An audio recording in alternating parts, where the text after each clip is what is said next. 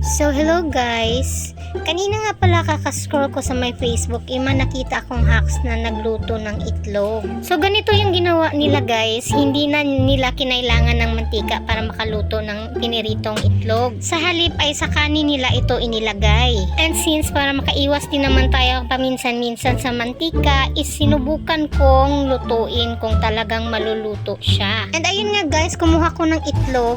So pagkalagay ko dyan, nahulog pa yung isa. Lahiya talaga kahit ganito, palpak pa. Ginagawa mo. Ang hirap kasing mag-video ng ako lang mag-isa. Kaya pagpasensyahan nyo na. So ayun nga guys, at nailagay ko na. Kaya kumuha tayo ng asin para lagyan ng pangpalasa. Wow. And after nga nyan guys is nilagyan ko muna ng takip ng kaldero para madaling maluto yung ating itlog. And tada! Ayan na! Unti-unti ngang naluluto yung itlog guys. Oh my God! Wow!